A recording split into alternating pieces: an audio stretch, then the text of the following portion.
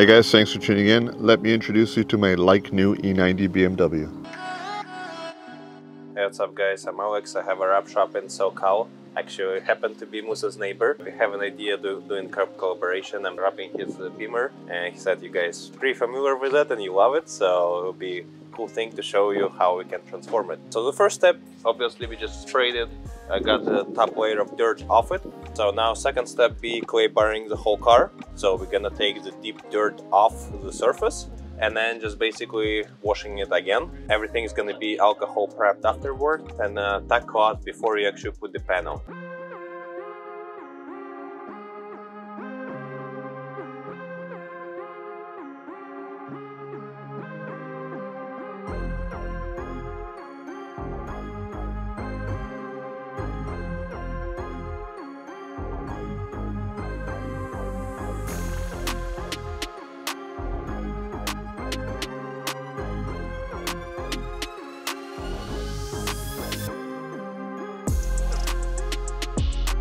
In preparation for a wrap, one of the first things we're checking, since I don't really plan for this car to be unwrapped probably while I own it, we're just trying to make it where this wrap will last 4 or 5 years and maybe the life of the car, who knows. You're gonna level out anything that you can. I can see this didn't clean off, those guys didn't clean off, and this is the rock chips and this a little bit like a bubbling on a clear. So what you can do is just a 600 grit and just lightly sand it down until, of course, if you don't care about condition of your paint and you're just gonna continue keeping your car wrapped, then yeah, that's the way to do it, and now you don't feel it. But also you have enough clear left there that you could easily just polish it if you ever do unwrap it. Main thing is don't go like a hard grit, just something light. There is a rock chip here and 2 of them right there. Those gonna show on the wrap, especially a matte finish, a little bit of like a dirt speck, but again we can just sand them lightly and it's gonna be less of an effect. So we're gonna do that too.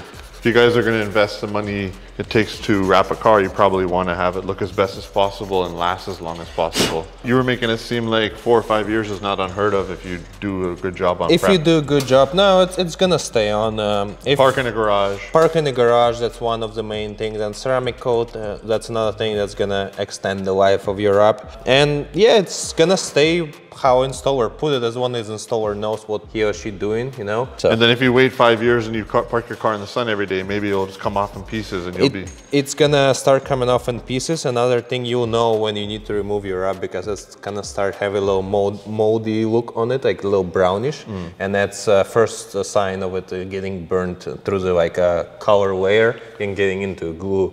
And if you keep it on, then it's just gonna be hell to remove it. Yeah, we already prepped it. We washed the car, we prepped it. Now it's main thing is get all the oils off the panel. So just basically I use 91 isopropyl alcohol.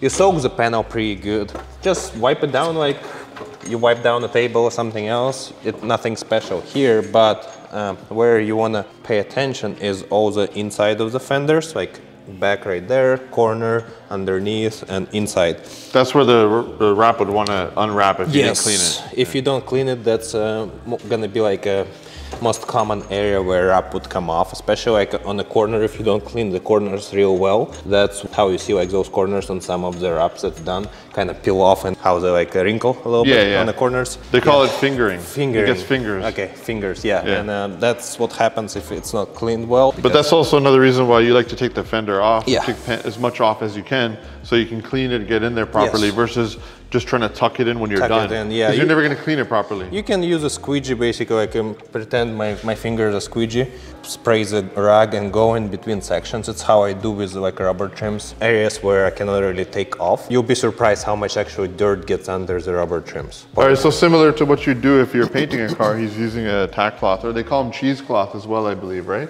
I'm not sure about the second name. Yeah, but, tack cloth is what it's called. Like $3 at Home Depot, 3 of these things, and they last you forever. So main idea of this rag is even after you clean it, you're still gonna have a little bit specks. That's kind of just dirt that flies over and stays on the fender.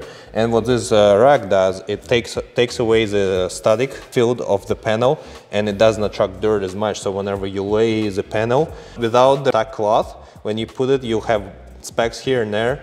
With the tack cloth, you won't have like any of them. or like maybe one. That's interesting. I didn't know that it actually removes the electric or the static field. Yes, it kind of. I thought it just grabs every little bit because of the material. It does grab a bit, and even if you touch it, you kind of feel it's a little bit like sticky. And any remaining oils that may not. Yes, it removes it too. But you don't want to apply pressure. You just want to slide it over, like just kind of like no pressure, just swipe everywhere. And then I do it once, and then I do it second time right before I put the panel on, just to make sure there is no contamination under, no like specks. So.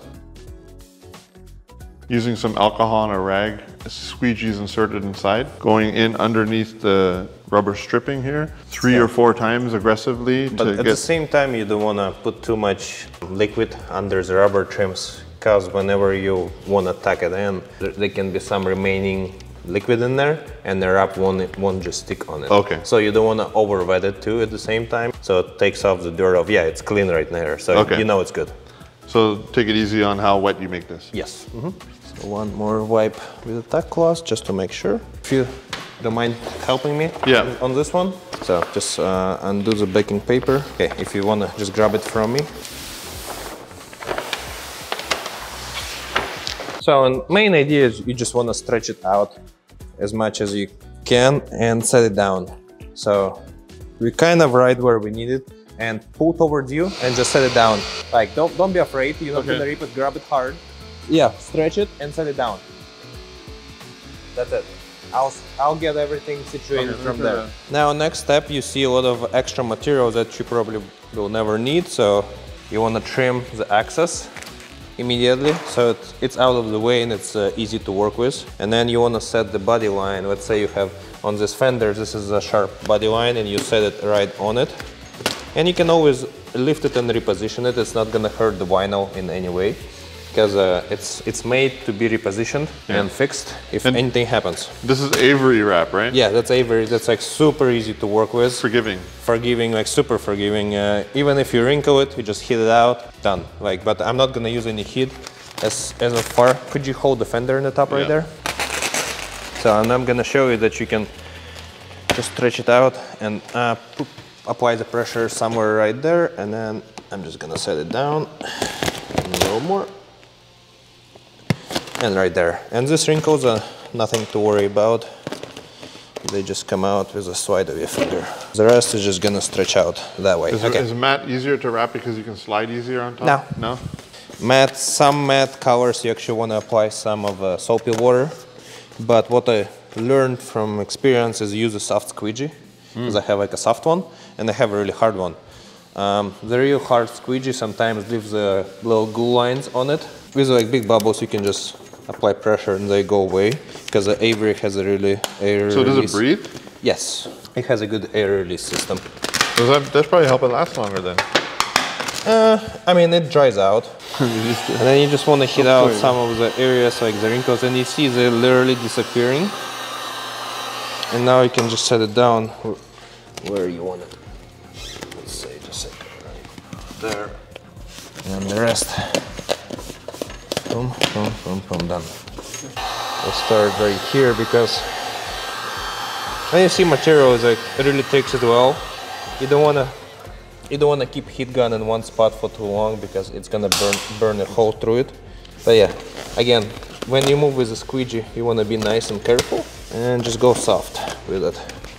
The rest, just right there, these wrinkles, nothing to worry about.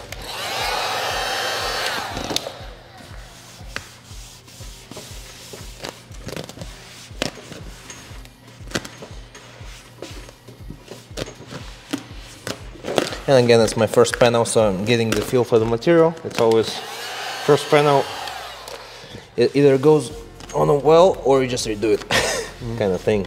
But for the most part, with experience, you can just set it on right. And here we have a little speck of dirt that we actually missed. And you can always lift the wrap, get the dirt off it, and then reposition it where you want it. So that's not a big deal. And what you can do, like you see it right there, a little dirt, little piece of speck. Oh, so you're just getting it off the vinyl? You're just getting it off the vinyl with alcohol. It doesn't hurt the adhesive. Yeah. And then when you put it down, nothing there. You just want to heat it up a little bit, so it's gets dry, and then it just sets on like nothing ever happened. So yeah, and I'm using the glove. Main idea for this glove, it just helps your fingers to I think we have a little speck right here too. We can. That's I think Chip. that's it. At this point, fender is way down, the main area, and before you trim anything, like do the edges, you want to make sure you don't have any bubbling on the fender on the surface. And the easiest way is just use the heat gun and slowly go over all the sections. And if there are any bubbles, because like you see, when I come to this section, let's say right here, it starts moving a little bit with heat, and then I can kind of get the edges for it set. So, and then we continue going over the whole panel. That's the process, like takes like a half of a minute to a minute. You just slowly go over the whole panel and just heat it up just to see if there are any bubbles under the wrap. And plus, when you apply heat like this, it sets the adhesive a little bit better, so it basically makes it stick harder to it. You're supposed to post-heat the material to like certain temperatures. Every material has its own degree, but I just know by looking at the material when it's set. And that kind of stuff comes from experience, of course. But So how would you heat it up? Leave it in the sun if you really had to, if it was a cold day? how I always tell my customers, vinyl needs to set itself for like, it normally takes a week after it goes through heat cycling. Because during the day it gets really hot, and during night it gets cold. And if there is a problem with the vinyl, after a week or even less, it would show itself. It would either pull back, or it's gonna bubble, or it's gonna like just wrinkle. So you tell them be mindful and then come back after a week. If something, I always offer touch-ups. People are like, no extra charge, nothing, just bring me the car. And now it's, for the most part, it just be like bubbles. You just need to know how to massage them out. If it lifted, you just heat up the underneath of it with alcohol, heat it up and put it back, and normally, like from my experience, it doesn't come off from there. And you can always use some adhesion promoter in those areas, worst case. You could, but I don't recommend doing it. Okay. And I used to use it when I started wrapping, but now I work without it, and I don't see a reason to actually use it. And for the edges, you just want to heat it up and lay it down right over the edge, and then go around right there and go around right here, and that's your edge set right there. So, and then you want to heat it up, and you see it wants to go back, but you want to get it hot so it sets on, and from there you can just continue going sideways to like toward the other edge of the fender, and not worry much. Like on this section I wouldn't worry because there is a side skirt that goes here and it's a bottom section, so even if there is some wrinkling, I'm gonna trim it right there, so I'm not worried. Same idea goes on this edge. Just do a little bit of heating, and then you can just set it right under, right there, and that's a corner. So when you heat it, you're shrinking. You get it to kind of grasp, and then when you heat it up, it kind of bites down. Bites down and grabs to and then you just because it's not shrinking straight anymore; it's shrinking around whatever edge. Because you're applying a little bit of a tension and under, and it wants to shrink right under it. So you're setting the memory to be a certain way. Yes, I'm setting it towards like when heat happens, it wants to grab even harder. Is this? Yeah, I got you. So the more heats up, the harder it's going to try to wrap around that edge instead of lift. Instead of lift. Okay, Yes. so that's a technique that you can only really do well when you take panels off. Okay, and is there a grain to this? Is there a grain? You mean in terms of like how it would shrink this way versus this way? It depends on how you apply the tension. So you define the grain. Yes. Okay. And from here you just continue tucking it in. In our situation, car is black, so we don't have to go like ham, and we don't have to go really deep on it. Let's say you have a white car, that's a different story, because with a white car, any little like you cut it like a millimeter short, it's gonna like show a lot, especially if you go from white to black. This will just look like natural shadows because it's black. Yeah. And would you charge a customer more if their car was a light color, and because of the fact that you're going to spend more time? Depends on the car.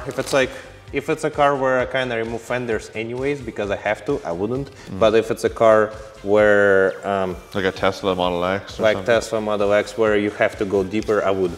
It's from car to car. I don't really have a specific like, oh, it's white car, I'll charge you 500 more. No. Okay. It really all depends on the car. But best car to wrap is black?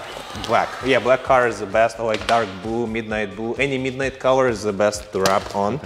when you open the door, like the inside of the door trim, like I mean, door jambs, not gonna look as bad. Let's say you have a black car and then you have like a white car. White car is gonna kind of like, you'll be like, oh, you know, you're gonna notice it's wrapped and stuff. When you open the door jambs of like a door of a black car, it's not as noticeable. It just kind of, oh, it's black, it's neutral. So black, it just is such a neutral color, it just works with everything. That's why on some cars you do a lot of like black accents, because it's kind of smoothes out the main color. It gives it accent and kind of makes it flow a little bit better with the whole design and the look of the car.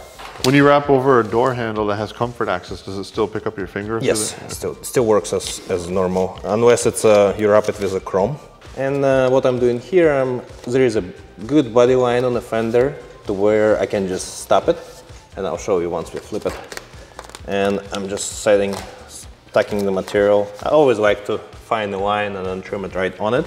I lift it up a little bit, like 3/4 of an inch, and you just give it a light hit with a heat gun, stretch it, right around it, and kind of close it together. So it's almost like you're training the material. Yeah, you're just kind of showing material how it wants. How you want it to move. I want it to move. When its heat is applied in the sun. Yes, correct.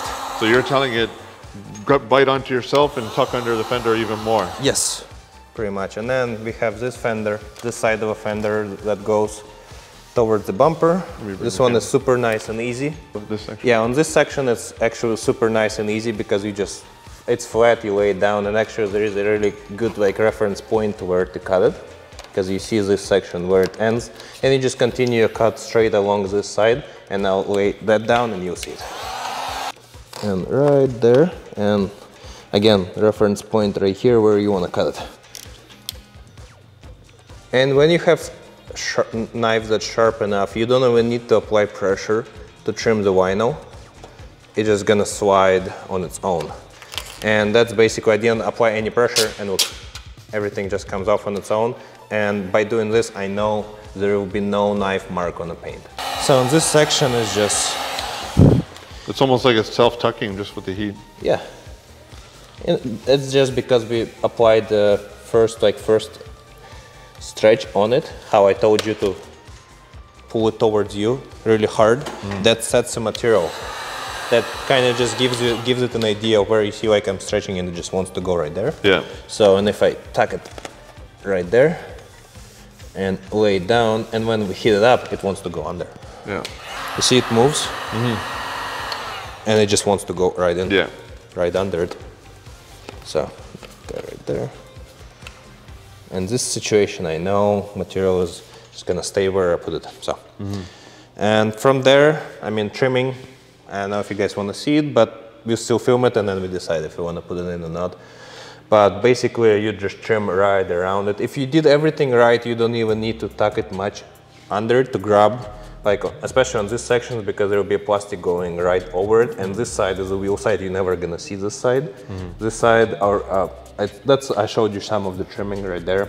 And edges, you just gotta make sure your knife is sharp and just kind of trim it where the edge is right under it. Heat it up a little bit more. Put your finger to make sure it's like sticks to it, and then heat it up and see if it didn't move, you're good. Okay. So, and right here we just want to show you what we meant by applying material correctly on the surface, because you see everything is a solid color. There is no changes in its discolorations or any glue lines. So that's basically like the way you want to do it. It's 100% job right there. Except you just have to trim it, but by the way the finish is, that's how wrap should be, in my opinion. I would have thought that having a gloss wrap would be a little bit harder to make look perfect, but he was saying that matte is actually a little more tricky. It shows imperfections.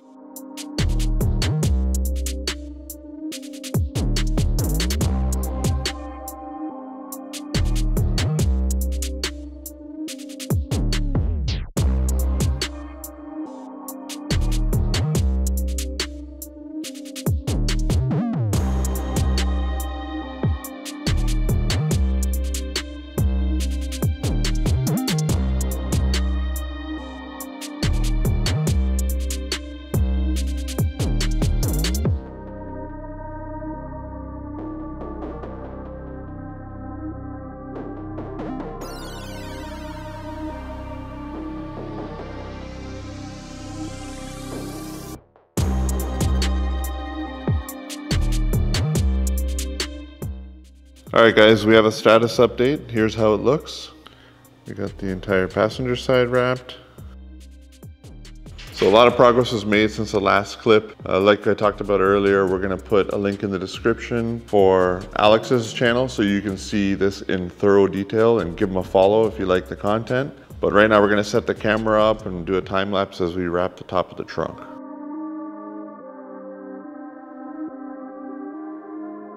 Alright, so just kind of want to give you a little bit of explanation on how we set the trunk up proper way. I mean, first of all, the bottom section is already done because there is a really nice edge right here where you can put them together kind of in a way. But the way you want to do this trunk, you can always do a seam on this line at the top right here. Just make it two-piece, which is like makes it even easier. But if you know how to set the vinyl properly, you can make it one piece, the top and down section right here.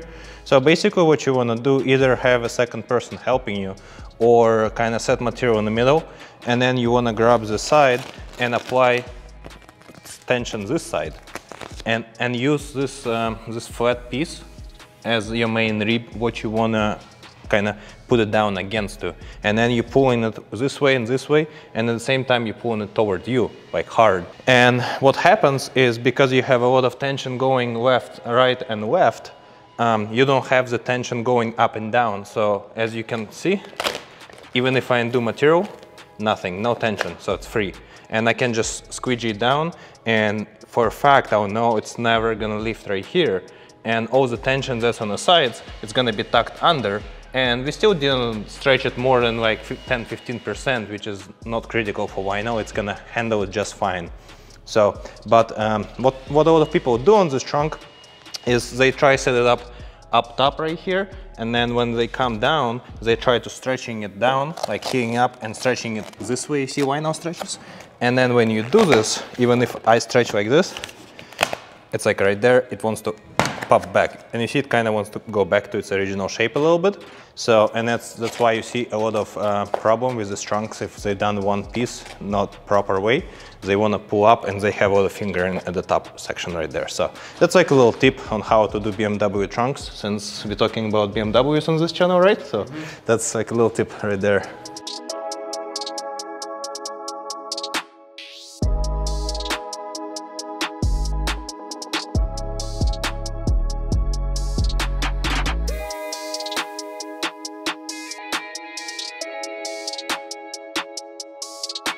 So it's another day of wrapping Musa's car, possibly the final day. We got actually the hardest part of the car, the front bumper.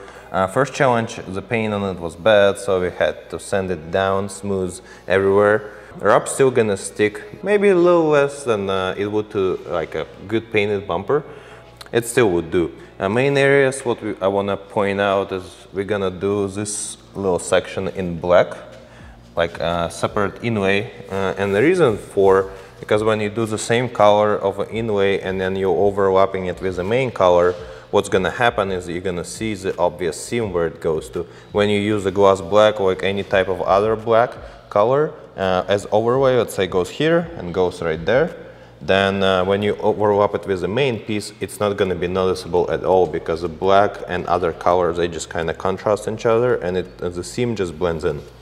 So that's that for that one. And I'm trying to think what I want to do with this sharp edge right here. I'm thinking we're gonna do another like sharp tooth of black going like that way.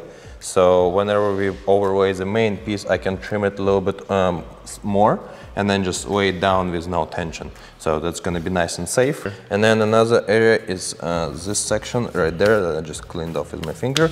Because how sharp this, and like it's kind of like a sharp triangle edge right there, and that's a little worries me a little bit, because I'm not sure how good it would stay, but I'm gonna give it like a test shot with a small piece just to see how it weighs in, and if it does weigh in without any heat, then I know it's gonna stay with the heat.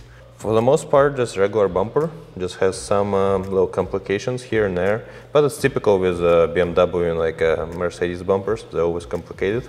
And so you guys know, this is an LCI M Sport bumper. Yeah, so just gonna prep it like normal. Just wanna get all the dust off first, see the surfaces, make sure everything is smooth to the touch.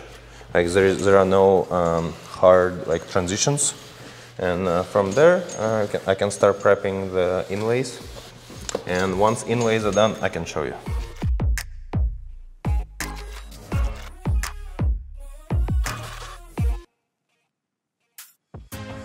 This is why we're using gloss black, because it gives it nice aggressive look.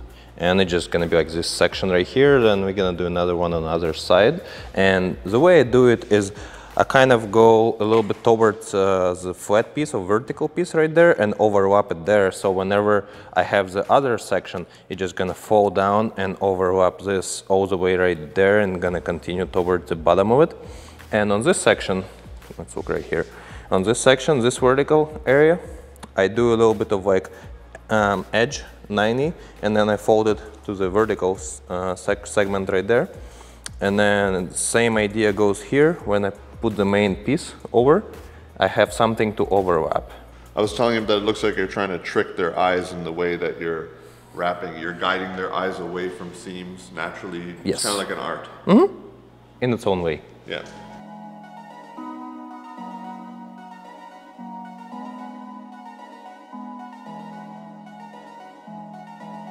In this specific case, we're doing another inlay, and for it we're using a knifeless tape, that little green line right there. So the way it works, I already opened it up right here. Tape has a little string inside that works basically as like a knife, but you don't have to use anything, you just tape it on and then you pull it through.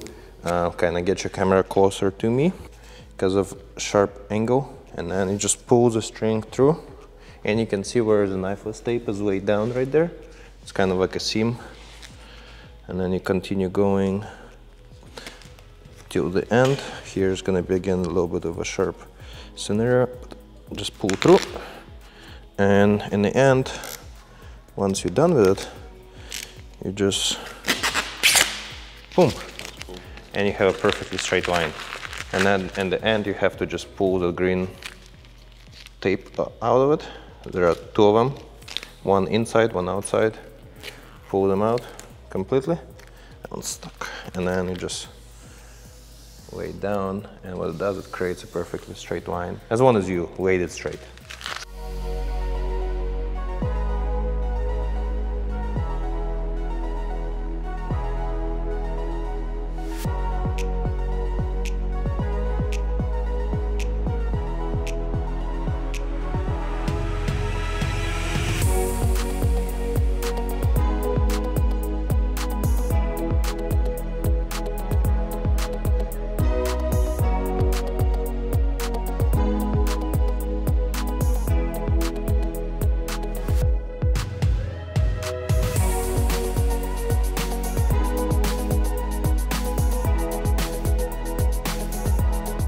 So here's the end result. It looks really awesome. I find this color looks even better in the shade. It flip-flops quite a bit. You can see the body lines. Kind of accentuates the natural shape of the body.